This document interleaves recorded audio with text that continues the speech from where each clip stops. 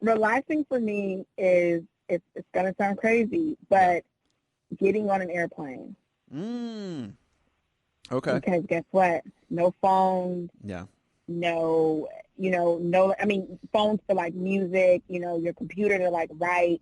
But it's like for me, it's when I zen out. It's when it's like just okay. Next 4 to 5 hours, we're on cruise control and we're just relaxing. And so, do you cringe when you walk onto a plane and it says Wi-Fi available? Or do you just like, no, I didn't see that? Yep, I act like I don't see it. Yep, and I don't utilize the I don't really utilize like pay additional for text messages. Nope, I don't do any of that. Mm-mm. There we go. Nope.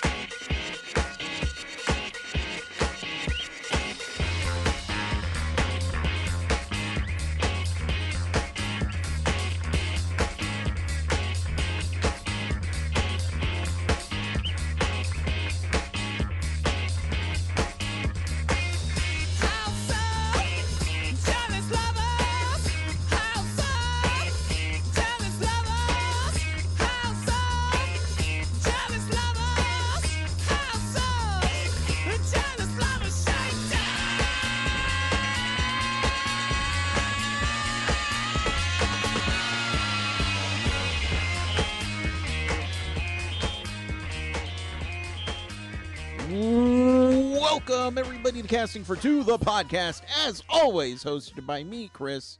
Welcome, everybody, to episode 387.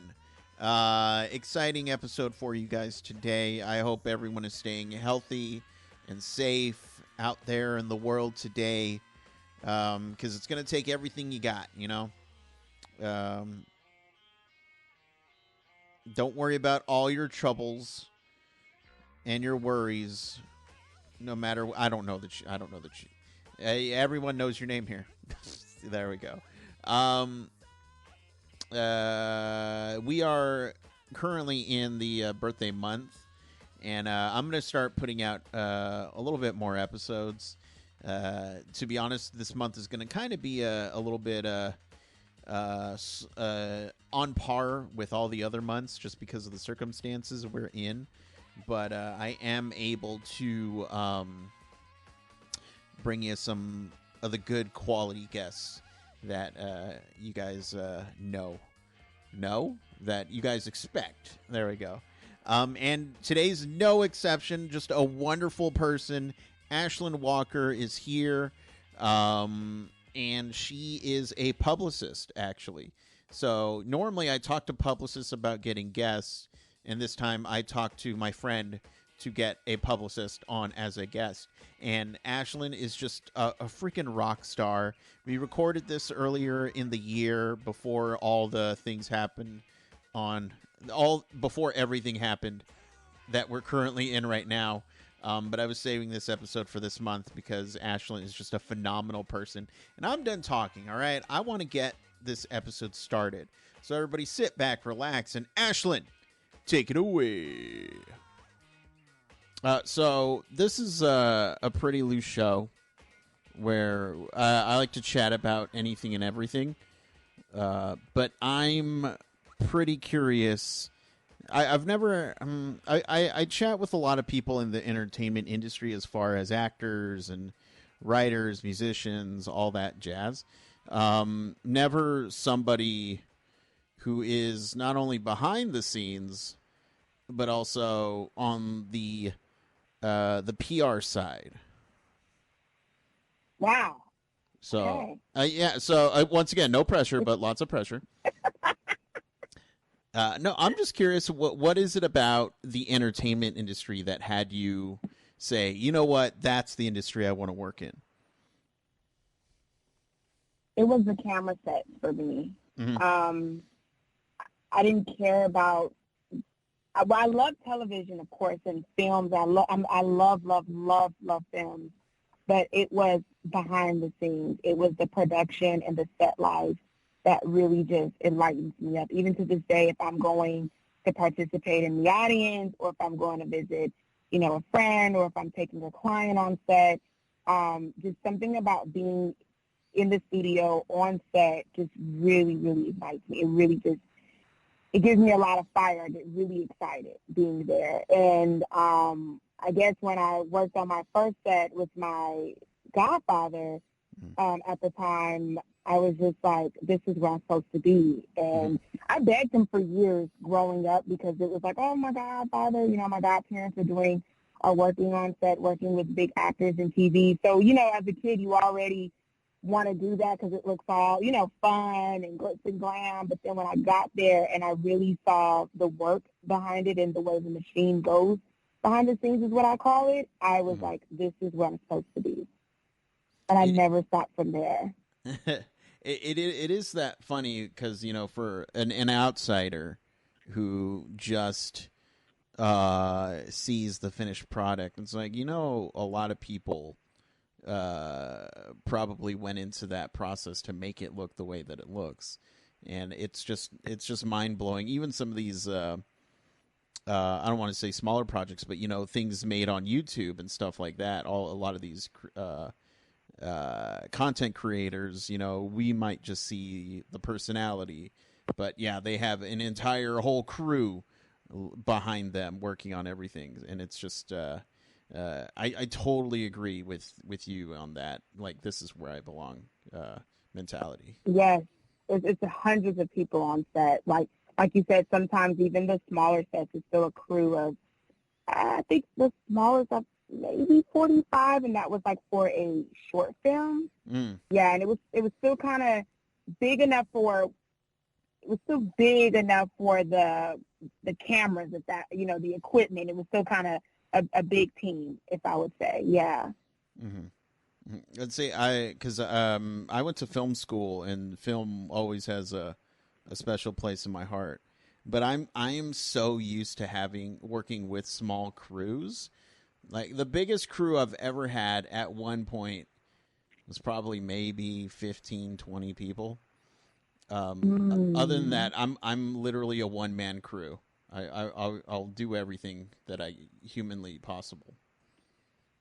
And there's nothing wrong with that. I don't think there's anything. If you have the talent, do it. Because you're making it happen. Yes, it's less about talent and more. I want all the blame to be placed on me. It's like, well, the sound sucked. Well, it was me, so leave me alone, I was the only person there. That's I always, like, I would love this podcast to be a big, giant, collaborative effort. But again, that mentality of, well, I don't want somebody to get in trouble for not doing something, so I'll just do it, and if it's horrible, you can just blame me. Wow, no. No. No. I'm quite sure there's people out there that want to be a part of this podcast and that want to help. I'm quite sure. Oh my gosh. If I could like, my ultimate goal, because I've done this podcast for, it's going to be 7 years. Like, I would love to just pass the podcast on to somebody else. But me personally, I would be way too afraid of somebody not posting every week, or, I don't know, saying something horrible that is not appropriate. And that's my worry. Right, because it's your baby, and that's understood. Yep. Yeah. Mm-hmm. Yeah, I don't know. I'll just be here for the rest of my life. It'll be okay. It'll be fine. No, you won't, but that's hilarious. But okay, and then so you, from behind the set, when do you transfer into the whole the PR side? I transferred into the PR side in 2012. Mm-hmm. So I started in 2007 with entertainment, behind the scenes, camera, and I transitioned into PR because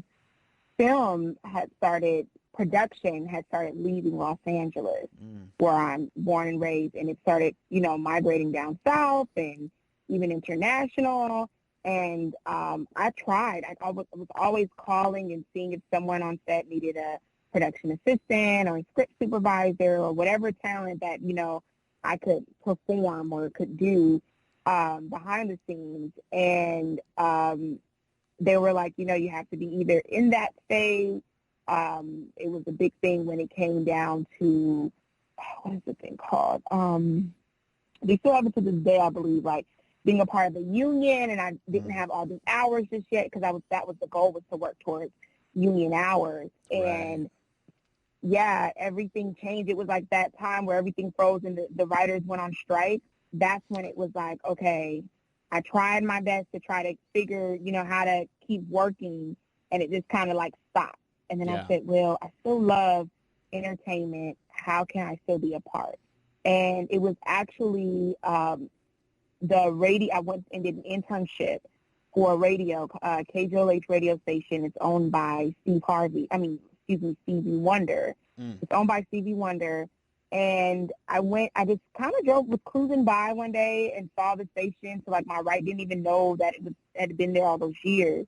And I went in, asked them if they had any work, if they were hiring. And at the time they had this awesome internship program. So I took it. And that's when my mind started to be exposed to marketing and marketing for entertainment and marketing for some of their major events and festivals that they were putting on. And that's when from there, did not know that the following year or year and a half, it would lead me to BET Networks. And that's where I began my PR journey. Okay. And now, you have your own PR company. I've again, being the first PR person I've had on the podcast, I'm very curious, and you don't have to give out any names. Have you ever had to do damage control for something? Yes. I have to do it for all my clients. What's that like? Like what? I imagine it's you're asleep. You have one of those like eye covers over your eyes because that's how you sleep. And the phone rings, and it's just like the president answering a call. Yeah, it's damage control, and it happens on all different type of levels of media, if that makes sense. Yeah. So it could be from social media, it could be from television. I mean, just anything can go wrong, something can happen, and you instantly have to go into strategy.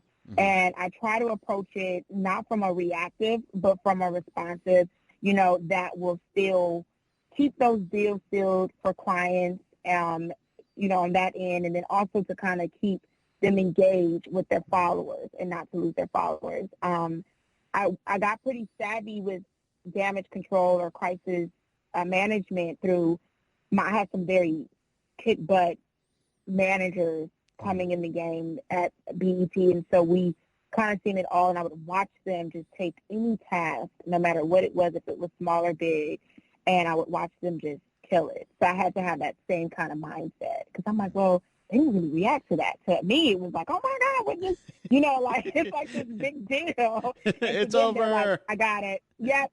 They're like, I got it. They're like, it's done. And I'm like, what? And I'm still in panic mode. And meanwhile, they got it, they cleaned it up, and they're like, it's done. And I'm just like, how? Like, I thought that was going to end us, like, or end that talent or whoever it was. Yes. Yeah, so that's real. It happens more than you know. I mean, this day and age, it's happening with, like, social media, like hackers or people stealing your page. I mean, it's all kind of ways that you just weren't prepared for at first. First, it was mainly like those television moments where, your client might get on the show and something might happen. Like those were the things, or those stories that'll come out. But now it's like it can happen just anywhere, anyhow now. And it's like, oh gosh, you have to kind of be alert. So my secret is I keep Google alert on my clients. So that it notifies me anytime a story is out, anytime something tries to leak. I'm aware of what's going on. So when the call happens, either, a team member has already alerted me. Like, we try to stay alert because we know that can happen at any moment. Okay. And does it make your job easier or harder if a client has zero, like no social media? I've had both. Mm-hmm. I've had a client that we had a lot of press, and she didn't have a page just yet. And once we created the page, I mean, her numbers skyrocketed within 3 months. Yeah. 50,000 followers just based off of her press. So I've seen it work on both ends. I prefer social media, because that helps. But then there's some that are just like, hey, I have this awesome story or this awesome product or this awesome, movie that's going to release, and I want to do some press. And it's like once we set it up and they just kind of go into press, it brings the follower, especially if the message is strong. So it's what message are your clients telling when they're doing interviews or when they're sitting down and discussing? That's what really pulls it, because fans and follow, they know, the audience know what's real and what's fake. So I've been lucky that it's worked with that particular client. Now, I wouldn't recommend that with all clients, but with this one, it definitely worked. Yeah. Okay. Having a social media page works. Yeah. There are times when, I was more or less an adult when social media became a thing. And so I'm always just, man, I would love to cancel everything and then just go into the woods. But then I'm like, I kind of need to promote the podcast. All right, so I'll just keep my social media channels open. Yes, you should. I know what you're saying. I miss the days where, they're like when I got to the internship with the radio station, Facebook was just becoming a thing. I remember that. And it was like, okay, the station needs, and I remember the station feeling threatened, like, oh my gosh, like social media, we're moving into this new age. They said it was coming, but we didn't know when it was coming. And it was like, what are we going to do to really start to bring people on? And I feel like the audience for the show was still very prominent, but social media was still kind of like becoming, so it took us a while to get into it. And then same with when I got to BET for the award show, we really had to dominate Twitter, because then here came Twitter, where Twitter was there, but it was like everybody wanted to be on Twitter because your voice could be heard. Right. So then it was like, how do we dominate Twitter? So I know what you're saying. Like, I miss those days of like without it, but these days it's required, and not all channels are required of social media, but maybe the one that really makes your brand pop, like where you can really get to your consumers. That's that's key. Yeah. Well, where do they live? Right. And so for the longest time, I was just on Twitter because that was, even though I was young at the time, the old person in me was like, I just want to do one thing at a time. And then I started an Instagram account. And within the last couple of years, I'm just like, why is Instagram taking off? I like Instagram. And now Twitter is just kind of I'm on it, just because. And is there one platform that you prefer over the other? Yep, Instagram. Yeah. Instagram and YouTube is still very, very, they're saying that digital media is about to take, so look, a podcast, they're saying like in 4 years that's going to be like, it's already big now, but they're expecting the numbers to double. And I'm like, okay, in order for them to expect the numbers to double, then that means that something's going to get canceled out, and I don't know what that is, but I really say, for me, Instagram has been a great tool for myself, for my clients, because, it's so visual and people love the visual. Videos are great on Instagram. Twitter, it's still that you got to tweet about 7 times a day to really get followers to like kind of come and get to you. It's about 7 times a day for Twitter. Instagram, you can do 1 to 3 posts a day. Yeah. No, that honestly, that makes so much sense. Yeah, and that's honestly probably why I just feel like Instagram is more my thing now. I don't know. Maybe I'm becoming younger. I don't know. No, I don't know. You're figuring it out. That's what it is. Fine. After almost 7 years and 9 years of podcasting, I've finally figured it out. I can go home now. But No. but I'm curious though. You do all this work, you do all the damage control, you do all the social medias. What do you like to do just to chill? What's chill time for you? Wow. That's a good question. Chill time is a thing where you relax. Right. You want to know what's so funny? Relaxing for me is, it's going to sound crazy, but getting on an airplane. Okay. Because guess what? No phones. Yeah. No, no, I mean, phones for like music, your computer to like write. But it's like, for me, it's when I zen out. It's when it's like just, okay, next 4 to 5 hours, we're on cruise control and we're just relaxing. Because most of my flights are between 4 to 6 hours, just depending on which part of the coast that I have to be on in the world. So, yeah, the airplane is part of how, once I get through baggage, baggage claim, or not baggage claim, but once I get through security and TSA and you do all that hustle and bustle, once I get on the plane, I'm literally like, wow, I just breathe. And that's my time where I breathe and I journal. Yep. And I read a good book. Sometimes I get to watch all my favorite movies. Yeah. Delta's been having some good movies lately. So I really enjoy it. Over the Christmas time, I got to watch Home Alone and all these crazy Christmas movies that I used to watch growing up. And it really hit home. So I think that and going to the beach is also another way that I relax. Yeah. Okay. No, I'm very simple.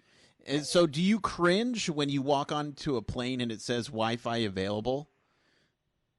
Or do you just no, I didn't see that? Yep, I act like I don't see it. Yep, and I don't utilize the I don't really utilize pay additional for text messages. Nope. Yeah. I don't do any of that. Mm-mm. There we go. Nope. have you read any good books? Actually, for 2019, I've not, and I said that. I said, Ashlyn, you haven't read any good books. I have a book list that I put together, some books I want to read for 2020. Let me see if I can get to them. I want to read the Four Amendments again. That was my favorite. And I also have, and it's so crazy because right before PR took off for me, I spent a lot of time at Barnes and Nobles.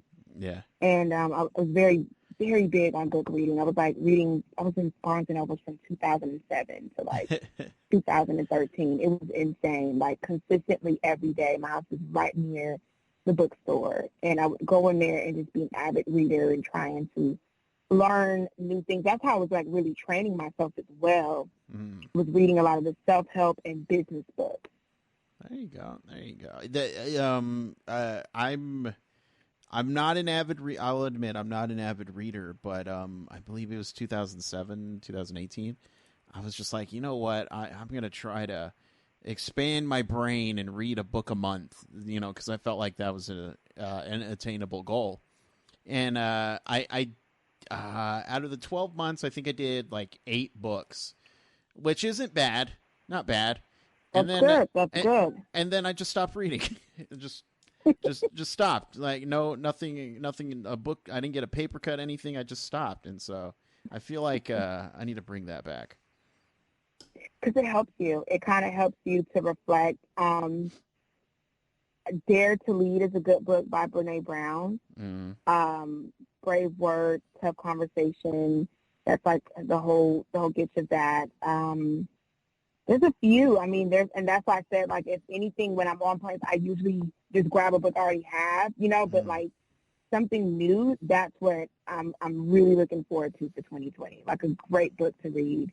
And yeah, it's like that. I mean, again, I was a very avid reader, and I felt last year, and I said at the end of the year, I was I don't think you really read a book a new book. You know, I think you've read an Right. old book, but not a new book. Like your go-to book that you leave right there, you know, by Right. the, yeah, you're like Yeah. grabbing when you know you gotta get on this plane, and some old magazines or maybe new magazines. Like I just feel like I have not been in tune with my reading as much as I used to be.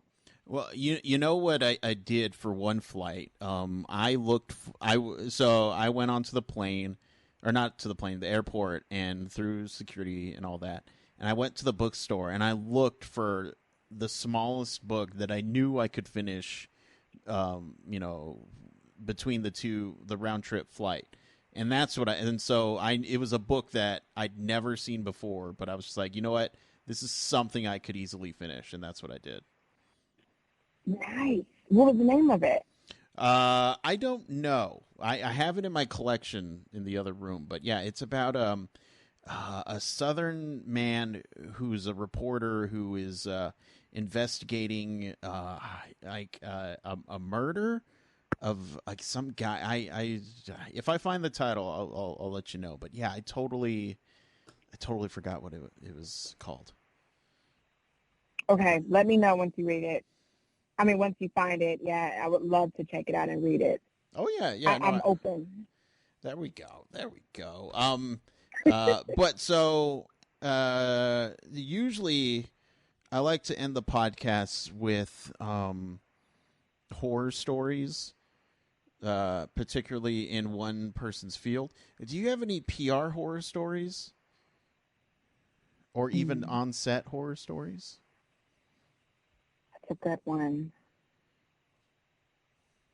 I feel like I do. My mind is going there. Yeah. Let the horror take your mind over. Wow. What story? How crazy do they have to be? Like, look, I'm like, do they have to be like something that, like how like something happening and how I was able to like pick up the pieces and etc. Or something that. Mm-hmm. I mean, really, I leave it up for interpretation. I mean, the real for real talk. I once had an actor tell me how she shit her pants before an appearance. So, I mean, I feel like Wow. yeah, I feel like anything's fair game. Wow. Wow. I mean, And I've had wardrobe malfunctions right before I have to take a client and do. Oh, you know what? Boom, a horror story. Once you said that, it came to me. I remember, like, yeah, I remember. Okay, I remember doing my. It was my very first red carpet, and we were managing it because it was for our award show, and it was huge and it was crazy, and we had like over 100 volunteers that were going to come down the carpet and walk like all these major celebrities, and I was not dressed for the day. I thought I was dressed because, you know, I was black tie, you know, so I was dressed very beautifully. However, the sun was beaming, and no one told me when the sun hits that carpet that you were expecting to get sunburns everywhere by the end of the night. Not only myself, but my manager lead too. I mean, his face, my legs. I was sore for 2 days. I was like, never again. From that day forward, I stuck to pantsuits when I had to do carpet, jumpsuits, glasses. You know, and I was wondering why people were like dressed up like Men in Black. You know, like people had glasses. A lot of people were like prepared, and I had no clue. And I was like, why is everyone so kind of like shielded, you know, like clothed all the way up, like, you know, where you could barely see their face. And I didn't know until my thighs started to burn. And I was like, what is going on? And then someone was like, oh, no one told you? I was like, no. So it was a good 75 days in terms of the weather. But the carpet made it feel like it was 100 degrees. Right. And I mean, from that day forward, I was like, nope, never again. Pantsuits, jumpsuits. I would even warn some of the volunteers and interns that were going to come on, you know, to kind of prepare themselves for that. Yes. And that was crazy. We looked a mess at the end of the show. We did. We did. You should have seen his face. He was like, I cannot believe this. this is my second year and I'm still not prepared. I was like, you're supposed to be prepared to tell me. So we both walked away with a lot of aches. Yes. So now, if I see you on the carpet and your pants are tucked into your socks, I'll know why. Yes, you will know why. You will. You will. You will. No, And there's other tricks too that women do, like they'll wear their flip flops until it's time, like until the carpet opens, and then they jump into their heels then. And then as soon as the carpet closes, they'll jump back into flip flops. And I was like, oh wow, there's all these things I wasn't prepared for. You know, coming from set where most of the time you're either inside of a studio or you're, outside, but you're usually kind of closed. You have no clue of how to transition from that to that. So that was a big learning lesson for me. Yeah. No, as fabulous as these events are, and I know every event's different and prestigious in their own way, I'm just always like, I get the idea of looking good and respectable, but I'm just like, people can wear Chuck Taylors. They make slippers that look like, I don't know, formal, I guess. I don't know. Oh, yes. Last year, I attended a couple of events and major, like, red carpet, televisions, and I've seen so many people casual than usual when it came to their shoes, even the woman behind the scenes. And see, that was another horror story. I'm in these heels, and these tall heels, and I'm, like, running up and down at the Beverly Hills Wilshire Hotel, or, Beverly Hills Hilton Hotel, one of those hotels, and it's like requiring me to go upstairs, downstairs, looking for someone, all of this, the above, and everyone there were like in these tennis shoes. And I was like, what? And again, my feet were like, you did it again, you messed us up again. Yeah, you got the pantsuit, but you forgot your J's. Come on, get them J's on. But I forgot my J's, exactly. And I was like, I wish someone would have told me. And again, I guess I expected differently because there was a lot of people, a lot of A-list actors there. And the girls behind the scenes were the ones that were like cash, like shoes this and shoes that. And what's funny though, a lot of the publicists that were with their, talent were complaining about all the up and down, up and down, up and down. I was like, see, yep. Okay, I'm not the only one that's learning today. Yeah, right. That was pretty funny. There you go. You know what? Yeah, that's what life is. Just one big learning opportunity. Yes. Always dress appropriate. I don't know. Yes, this is true. Be prepared is what I would say. Yeah, have extra stuff in the car, and that it taught me that to have like maybe one or two different shoes or looks in the car. Like always be prepared. Yep. Or in your hotel room, depending if you're having to go out of state and work, if you're not at home working, in your home state. There you go. So, Ashlyn, for the people at home who want to keep up with everything that you do on the online, where can they do all that? I have a website, www.ggciagency.com. Sorry, I think I said 4 W's. So www.ggciagency.com. And then my social media is Ashlyn Out Loud. That's my Instagram, Twitter. I'm not really on Twitter, so I'm more avid on Instagram. And my business Instagram, we're also in a process of revamping our Instagram and our website. So there'll be some more exciting news and things to come. There we go. Ashlyn, thank you so much for taking time out of your day to chat with me. I hope you didn't feel any pressure. I kind of did, but not really. Not okay. Well, you should have. You should have, first of all, because there's a lot of pressure. So if you didn't feel it, I didn't do it. I didn't. Something's wrong here. No, I'm just kidding. No, but again, thank you so much for chatting with me. Anytime you want to come back and talk about some horror stories, I'd be happy to have you back. Okay, I will. I'm going to actually start making a list of my horror stories because I'm like, wow, that was one thing I probably should have, expanded more on.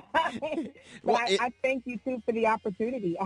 Of course. But again, I'll let you go and continue having a good / productive day, all right? Same to you. Thank you. Thank you. Bye-bye. Bye-bye.